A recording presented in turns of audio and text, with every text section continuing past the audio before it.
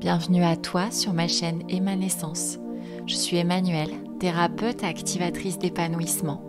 Je t'accompagne à mettre plus de conscience sur qui tu es pour t'épanouir chaque jour un peu plus.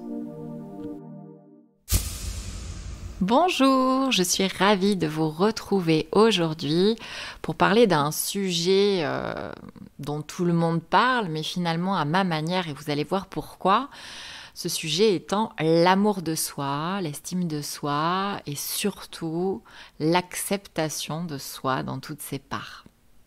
Alors pourquoi j'aborde ce sujet maintenant ?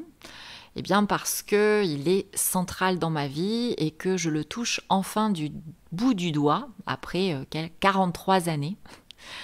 En bref, j'ai été aimée conditionnellement par mes parents, en tout cas c'est ce que l'enfant que j'ai été a intégré. Pour rendre fière ma mère, je devais être belle, mince, impeccablement habillée, coiffée, préparée. Et pour rendre fier mon père, je devais avoir de bons résultats à l'école, être débrouillarde, indépendante, autonome et forte. Je t'ai éduquée comme un garçon, m'a-t-il dit récemment. Alors, j'ai développé ces parts de moi que j'ai définies comme convenables, aimables.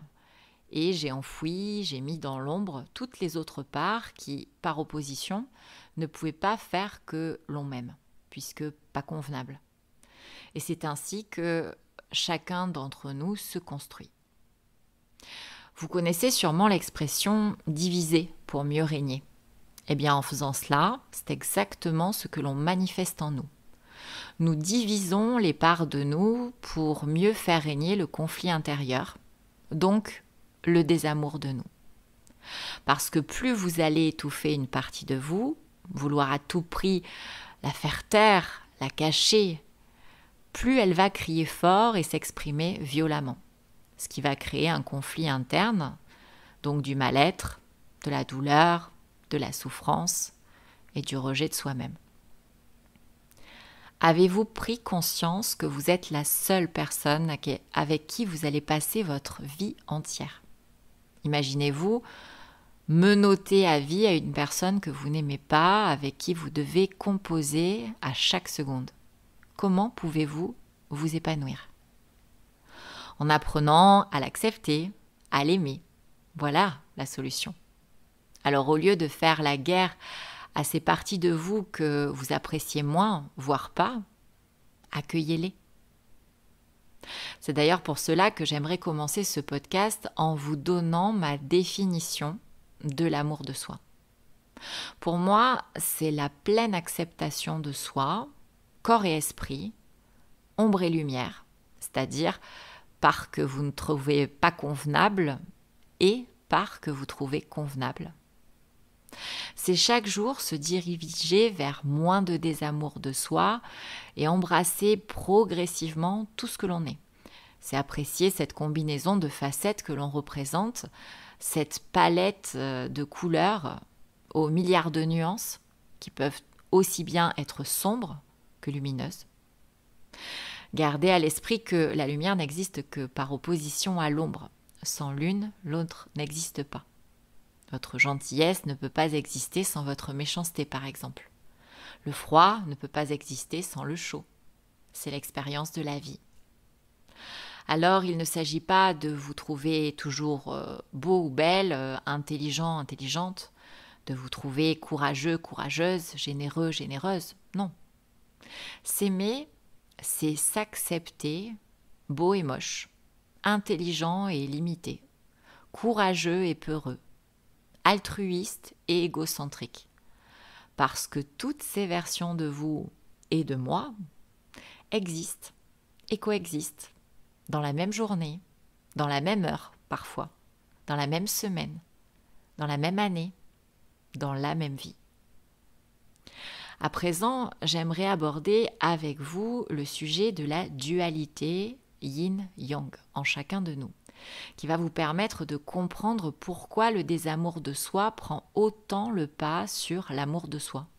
Pourquoi il est si important d'entretenir cet amour de soi. Le yin et le yang sont nos deux énergies indépendantes. L'une féminine, l'autre masculine, euh, qui coexistent en chacun de nous et en chacune de nous, que l'on soit homme ou femme. On a les deux. L'amour, lui, provient de l'énergie yin, donc l'énergie féminine.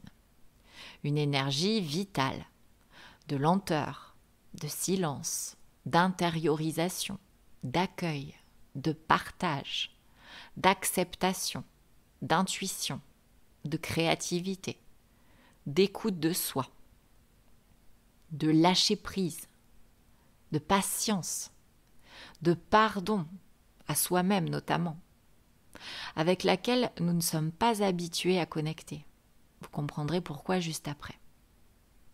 Si je reprends mon exemple, j'ai intégré que j'étais aimée si j'étais belle, mince, impeccablement présentée, bonne à l'école, débrouillarde, indépendante, autonome et forte. Belle, mince et impeccablement présentée, bonne à l'école, par rapport à quoi? À qui? Vous comprendrez à travers cela qu'il y a forcément dès le départ une notion de comparaison à l'autre, donc de performance, de compétition, qui peuvent faire naître le complexe d'infériorité, l'envie, la jalousie, et donc la non-acceptation de soi tel que je suis. Puis, débrouillarde, indépendante, autonome, forte. Qu'y a-t-il de plus yang? C'est l'essence même de cette énergie. Ajouté à une éventuelle éducation yang comme celle que j'ai pu avoir, il y a les codes et mœurs de notre société contemporaine qui poussent à être plus que jamais dans cette énergie yang. Toujours plus vite, plus haut, plus performant, plus productif, plus rentable, plus indépendant, plus fort, plus riche, plus beau, plus musclé, ne rien lâcher, la société no pain, no gain. Vous comprendrez qu'il est plus que nécessaire de reconnecter à notre yin, que vous soyez un homme ou une femme, pour trouver le chemin de l'amour de vous, de l'acceptation de vous. C'est pour cette raison d'ailleurs que j'anime en présentiel des cercles d'énergie féminine qui permettent aux participants et aux participantes de se reconnecter à leur yin, à cet amour inconditionnel de soi. La bonne nouvelle dans tout cela, c'est que vous vous aimez déjà. Et oui, sinon vous ne seriez pas en train de m'écouter. Vous ne vous intéresseriez pas à ce sujet, à votre développement, à votre épanouissement, à votre bien-être, à votre bonheur. Vous ne feriez pas tous ces petits gestes quotidiens comme manger, vous laver, vous promener, aller chez le coiffeur, écouter de la musique, cuisiner, si vous ne vous aimiez pas. Vous faites cela pour vous rendre heureux, heureuse, et vous sentir bien. Donc vous vous aimez, ce qui est déjà une super base. Maintenant, il ne reste plus qu'à développer cet amour et à l'entretenir. Le développement de soi, ce fameux développement personnel dont tout le monde parle depuis quelques années, est justement le cheminement vers l'amour de soi, vers l'estime de soi, vers l'acceptation de soi, vers l'amoindrissement du désamour que l'on se témoigne et du rejet que l'on manifeste de certaines parties de soi. C'est le chemin d'une vie. Bien sûr que des outils de développement personnel, des thérapies, des médecines douces ou autres vont vous aider à trouver ce chemin. Mais ce n'est pas avec une séance d'hypnose sur l'estime de soi que vous allez vous aimer, vous accepter tel que vous êtes toute votre vie. Ces outils sont là pour remobiliser vos capacités endormies par des épreuves, des expériences douloureuses, des croyances limitantes, intégrées en pilotage automatique dans votre inconscient. Mais le simple fait de vivre votre vie au quotidien avec ses aléas peut démobiliser à nouveau ces capacités.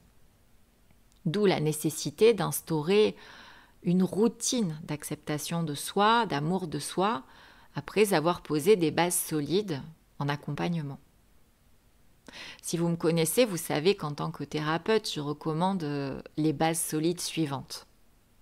Premièrement, balayer, nuancer, diluer le vécu passé, notamment celui de l'enfance, pour devenir un adulte libre, libre d'être et d'agir comme il l'entend. et pas en réaction à ce qu'il a vécu et à ce qu'il a vu de ses parents.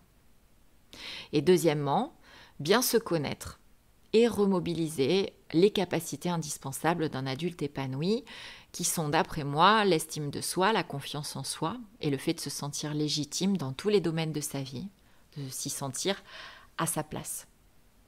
C'est ce que je vous accompagne à faire avec l'hypnose et la numérologie stratégique via les accompagnements éclosion et activation disponibles en cabinet et en visioconférence. Vous trouverez plus d'informations sur ces accompagnements en cliquant sur le lien juste en dessous de ce podcast de mon site internet.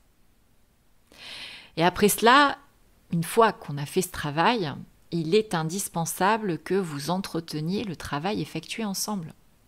Déjà parce qu'après les séances d'hypnose, il est primordial que votre conscient confirme à votre inconscient qu'il est bien d'accord pour que ce dernier installe les nouveaux schémas neuronaux plus vertueux pour vous en pilotage automatique. Et aussi parce que la vie est impermanente et que les étapes de vie inconfortables, les chocs émotionnels, peuvent amoindrir votre capacité à vous aimer, à vous chérir, à vous accepter. J'imagine qu'à l'écoute du mot « routine », vous ronchonnez déjà. « Oh, c'est contraignant, ça va demander de la discipline, de l'organisation, des efforts, du temps, et moi j'en ai pas. » Est-ce que le fait de vous laver est une contrainte ? Est-ce que le fait de vous brosser les dents est une contrainte ? Est-ce que le fait de manger est une contrainte ? Non. Alors le fait de vous aimer toujours plus n'en sera pas une. Vous verrez. Cela se mettra en place facilement parce que les bénéfices que vous en retirerez seront bien au-delà de vos espérances et vous feront tellement de bien. Alors bien sûr, lorsque l'on met en place de nouvelles habitudes, on a toujours des résistances. Tous. On se trouve toujours des excuses. Mais sachez qu'il ne faut que 21 jours pour habituer le cerveau à réaliser quelque chose automatiquement et donc à en avoir besoin. Et toutes les petites routines que je vais vous partager sont légères, agréables et rapides. Voici donc toutes mes petites routines d'amour de moi et d'acceptation de moi qui ont contribué grandement à me sentir significativement mieux avec moi-même depuis quelques années. La première, c'est la méditation. J'ai d'ailleurs réalisé une vidéo dessus pour déraciner toutes les idées fausses que l'on s'en fait et vous donner des astuces facilitatrices. Vous en trouverez le lien dans la description de ce podcast, juste en dessous.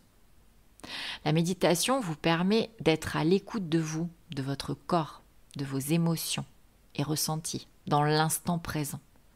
De vous poser ne serait-ce que 5 minutes pour vous demander vraiment en profondeur comment vous vous sentez.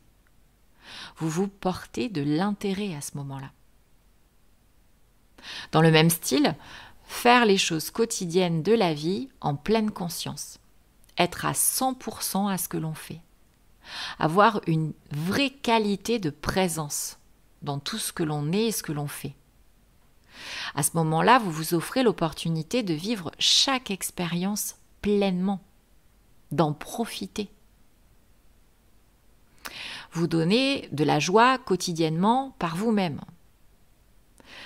Intrinsèquement liés, la joie et l'amour.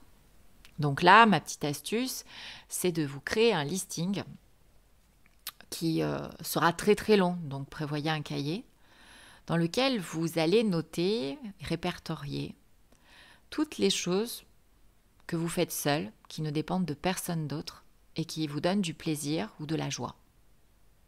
Alors ça peut aller de la chose la plus simple au monde, que ce soit écouter telle musique, prendre un bain, se faire les ongles pour une femme. Ça peut être lire un bon bouquin, regarder un bon film, allumer une bougie, allumer de l'encens. Ça peut être se faire son plat préféré. Ça peut être aller se promener en nature. Vous voyez, ça ne dépend de personne. Mais cela peut être aussi des choses beaucoup plus ambitieuses, comme partir en voyage, visiter tel pays, faire telle ou telle chose. Vous verrez qu'au fur et à mesure des jours, dès lors que vous prendrez du plaisir ou de la joie à faire quelque chose, vous pourrez le rajouter dans votre carnet. Et ensuite, le but sera de faire au moins une de ces choses par jour, jusqu'à arriver à en faire 3. Et puis, au bout de 21 jours, vous les ferez sans même vous en apercevoir. Moi, aujourd'hui, j'en fais bien plus de 3 par jour, sans même regarder ce cahier que j'avais initié il y a de ça 4 ou 5 ans. Ensuite, 4e astuce, si je mêle les 2 dernières, donc en mêlant ces actes du quotidien à la pleine conscience,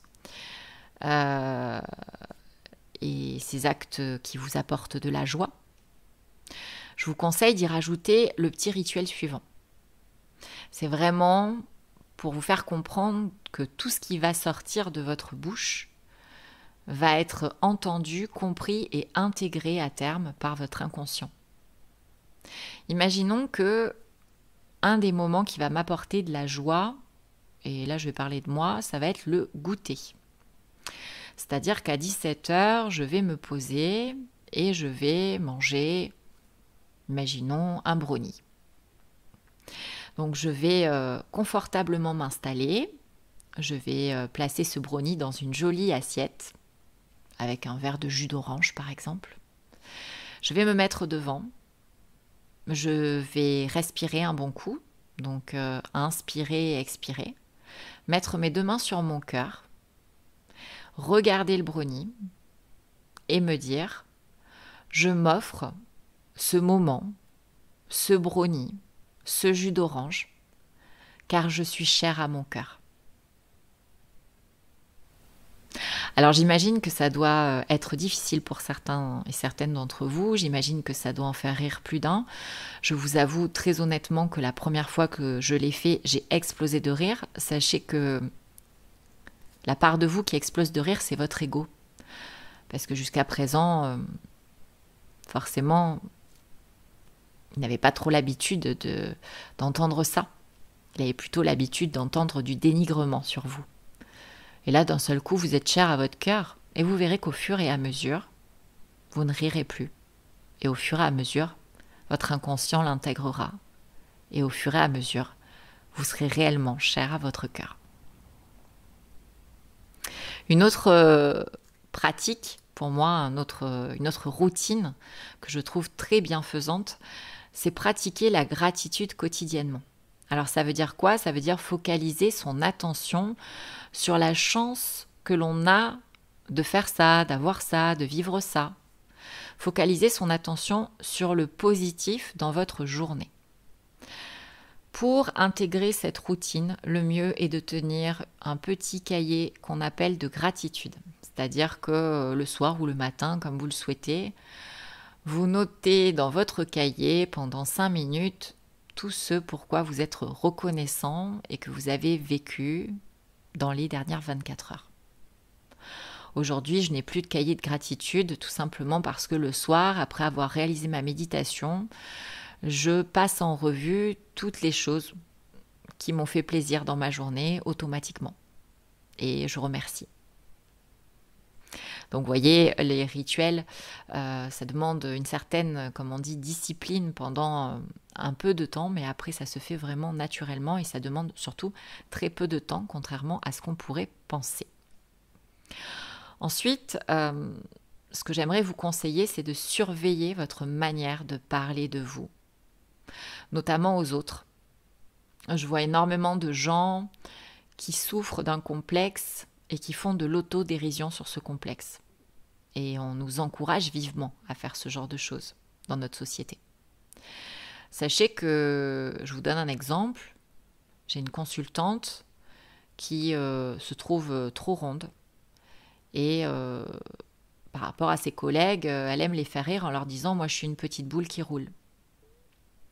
Ses collègues explosent de rire. D'une perle, vous voyez, une perle, c'est une perle cette femme d'ailleurs. D'une part, en fait, vous allez avoir votre inconscient qui va encore plus imprimer que vous êtes une boule, donc qui ne va pas vous aider à perdre du poids, puisque c'est ce que vous dites de vous. Mais en plus, vous avez l'approbation des autres en face qui rient et quelque part une micro-humiliation que vous vous infligez vous-même. Donc là, on est vraiment sur l'opposé de l'amour de soi et de l'acceptation de soi. Et je vous conseille aussi de surveiller votre manière de parler de vous à vous-même. Parce qu'on ne s'en rend pas compte, mais très souvent, quand on va échapper à un objet, aller trop vite, dire quelque chose qui n'est pas opportun, à un mauvais moment, on va dire « Oh, mais quelle andouille, mais que je suis bête !» Tous ces mots, il les entend, votre inconscient, et il les intègre. Donc, en termes d'acceptation de soi et d'amour de soi, c'est pas top.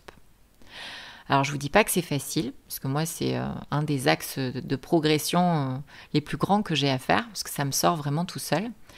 Mais par contre, vous avez le moyen d'annuler ce que vous venez de dire, tout simplement en prenant conscience et en revenant sur vos mots. C'est-à-dire que vous vous recentrez et vous vous dites à haute voix, comme vous l'avez fait, en vous traitant de bête ou autre nom d'oiseau, « Non, je ne suis pas bête. J'ai simplement manqué d'adresse à ce moment-là, ou je suis simplement allée trop vite. Donc je m'excuse à moi-même. » Là, tout de suite, l'inconscient va comprendre que vous vous accordez de la valeur, que vous êtes capable de vous pardonner, de vous excuser, et donc ça va changer beaucoup de choses. Ensuite, un autre rituel qu'on a l'habitude de faire, je vous en parlais en préambule, on divise sans arrêt les parties de nous, on est trop manichéen, on est sans arrêt en train de se dire alors j'aime mon genou mais j'aime pas mon coude, j'aime mes fesses mais j'aime pas mes seins, j'aime mon nez mais j'aime pas mon menton. C'est mettre en opposition des parties de vous. Donc peut-être qu'un petit rituel à vous imposer, ce serait d'arrêter de diviser les parties de vous avec ce côté trop manichéen. En fait, on est tout et son contraire et on a besoin d'expérimenter toutes les nuances. Elles représentent notre richesse, notre caractère unique. Si nous étions tous parfaits, tant à l'intérieur qu'à l'extérieur, nous serions tous des robots. Et il n'y aurait plus d'intérêt en fait à être humain. Enfin, j'ai deux derniers petits conseils à vous donner. L'avant-dernier, c'est réellement de prendre soin de votre corps, intérieurement et extérieurement. Alors ça paraît tout bête comme ça. Simplement prendre soin de son corps, c'est beaucoup de choses. C'est entretenir son taux vibratoire. D'ailleurs, je vous mets juste en dessous du podcast le lien vers un autre podcast dans lequel je vous délivre toutes les clés pour entretenir votre taux vibratoire.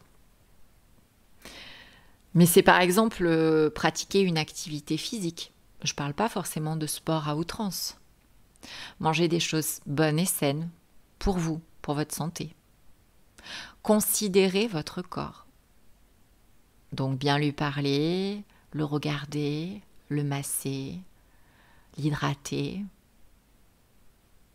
lui faire du bien et vous faire plaisir. Ça paraît tout bête, mais finalement, est-ce que vous le faites ? Et enfin, la dernière chose que j'aimerais aborder par rapport à mes routines, c'est le fait de vous accorder de l'importance, notamment en vous priorisant, en priorisant votre bien-être. C'est-à-dire apprendre à dire non sans culpabiliser. Apprendre à combler ses besoins vitaux d'épanouissement, ses besoins non négociables. Apprendre à se donner de la joie, du repos, du bien-être, de l'apaisement, de l'amour. Et oui. Et si vous ne connaissez pas bien vos besoins vitaux d'épanouissement, c'est pas grave. Réalisez votre thème numérologique avec moi. Je vous remettrai votre mode d'emploi précis. La connaissance de soi est la condition sine qua non de l'amour de soi et donc de la pleine acceptation de soi. J'espère que certains de ces conseils auront résonné en vous et vous apporteront du mieux-être avec vous-même. Car quand on est bien avec soi-même, on est forcément tellement mieux dans nos relations aux autres. Vous pouvez bien évidemment en trouver d'autres, des rituels, des routines. Et d'ailleurs, je serais ravie que vous me les partagiez en commentaire. Vous le savez, j'adore vous lire et m'enrichir de vos idées. Alors, je vous souhaite de vous apporter beaucoup d'amour, de l'amour sain, de l'amour inconditionnel et de vous embrasser exactement tel que vous êtes. À très bientôt pour un nouveau podcast.